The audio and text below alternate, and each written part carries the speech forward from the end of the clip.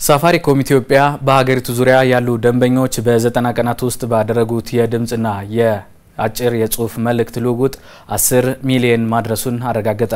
ባለፉት 4 ዓመታት ከ300 ቢሊዮን ብር በላይ ኢንቨስት በማድረግ በሽያጭና በማህበራዊ አገልግሎት ከፍተኛ አስተዋጽኦ ማስመዝገቡም ተነግሯል።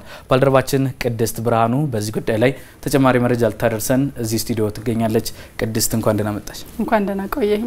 አመሰግናለሁ። የሳፋሪኮም ኢትዮጵያ ጉዞ ምን ይመስላል? እንግዲህ ጉዞን ስናነሳ አስቀድመን እንግዲህ ከ130 ዓመት በላይ ለሚሆን ጊዜ የቴሌኮም ዘርፉ ዝግ ሆኖ ነው ለግሉ ዘርፍ የቆየው።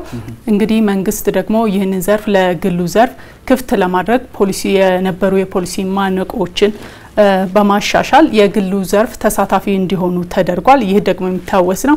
ይህንንም ተከትሎ ሳፋሪኮም ኢትዮጵያ ከ4 ዓመታት በፊት በኢትዮጵያ ስራ ጀምሯል ማለት ነው። እንግዲህ ሳፋሪ ኢትዮጵያ በስራውን ከጀመረ ወዲህ ላለፉት 4 ዓመታት ከ50% በላይ በ4G አገልግሎት ተደራሽ ማድረግ ችሏል። በአሁኑ ሰዓትም እንግዲህ በ3 ወር ውስጥ ባደረገው አገልግሎት ከ10 ሚሊዮን በላይ ተጠቃሚዎች ቁጥር እንዳሉ ማየት ችሏል። ይህ ደግሞ ከፍተኛ ቁጥር እንደሆነም ተቋሙ አረጋግጧል ማለት ነው። ታዲያ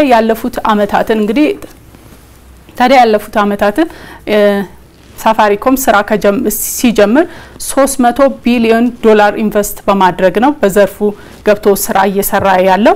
ለሚቀጥሉት 3 ዓመታትም በዘርፉ ከ1.5 ቢሊዮን ብር በላይ ኢንቨስት ለማድረግ አቅዷል። በተለይም ደግሞ ተደራሽነቱን ለማሳደግ በትኩረት እንደሚሰራ በሳፋሪኮም ኢትዮጵያ የውጭ ግንኙነት ከፍተኛ ኃላፊ ዶክተር አንዱዓለም ደምሴ ተናግረዋል።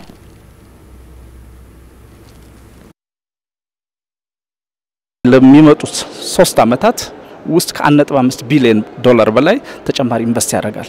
ይሄም ያለንን ኔትወርክ በእጥፍ ያሳድጋል ማለት ነው። ከ3000 አሁን ወደ 6000 ያድጋል ማለት ነው። ከከቨሬጁ 50% የነበረውን እሱም እንደዚሁ ያድጋል ማለት ነው።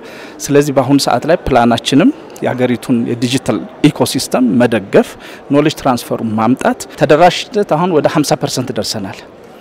ይሄ በ3141 ሳይቶች ከ50% በላይ በ4G አገሪቱን ከቨር አድርገናል። ተጨማሪ 1.5 ቢሊዮን ዶላር አሁን ኢንቨስት በሚደረግበት ጊዜ ቀሪ ሳይቶችን ቀሪ ኤሪያዎች በሙሉ ከቨር እናደርጋለን ማለት ነው። ኦብሊጌሽንም አለብን። የከቨሬጅ ኦብሊጌሽን በሬጉላቶሪ የተቀመጠልን አለ።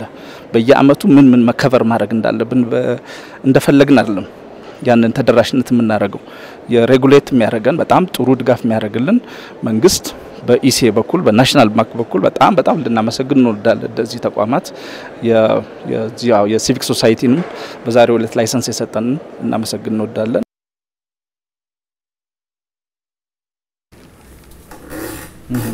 እንግዲህ ዛሬ እንግዲህ ሳፋሪኮም ኢትዮጵያ በ3 ወር ውስጥ 10 ሚሊዮን ደንበኞች በሜሴጅ ሊሆን ይችላል በስልክ ልውውጥ እንዲሁም በዳታ ደንበኞችን ማግኘቱን ነው የነገረን።